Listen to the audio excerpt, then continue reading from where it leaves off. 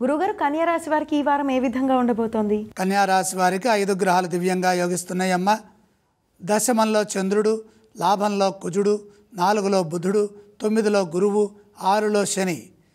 శుభకాలం కొనసాగుతోంది. అదృష్టవంతులవుతారు. ప్రారంభించిన పనులు త్వరగా పూర్తవుతాయి. మీ ఆశయాలు నెరవేరుతాయి. సంకల్ప సిద్ధి కలుగుతుంది. మనోబలం సదా ముందుకు నడిపిస్తుంది. ఉత్సాహంగా నిర్ణయాలు తీసుకొని వాటిని అమలు చేయడం ద్వారా వృత్తి ఉద్యోగ వ్యాపారాల్లో మీరు ఆశించిన విధంగా ఫలితాలను సాధించే అవకాశం కలుగుతుంది. ఆర్థిక స్థితి మెరుగవుతుంది. ఆత్మవిశ్వాసంతో వ్యవహరించడం మంచిది. ప్రతి అంశంలోనూ గంభీరంగా ఉండాలి. ప్రధానంగా వ్యాపారంలో లాభాలుంటాయి.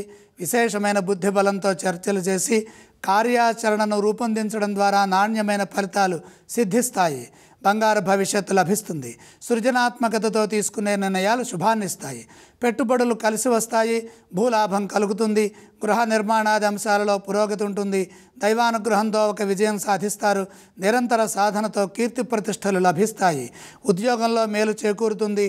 గౌరవ మర్యాదలు పెరుగుతాయి. మీ వల్ల కొందరికి మేలు జరుగుతుంది. అలాగే ఈ రాశివారు ఏ స్తోత్రాన్ని పఠించాలి? కన్యా రాశి వారు శ్రీ మహాలక్ష్మి అమ్మవారిని స్మరించడం ఉత్తమం. గురుగారు, కన్యా రాశి వారు ఏ ఆలయాన్ని సందర్శిస్తే శుభ ఫలితాలు కలుగుతాయి? లక్ష్మీ ధ్యానం శుభప్రదం. లక్ష్మీ దర్శనం మేలు చేస్తుంది. అలాగే గురుగారు, ఈ రాశి వారు ఏవేవి దానం చేయాలి? దానాలతో పని లేదు.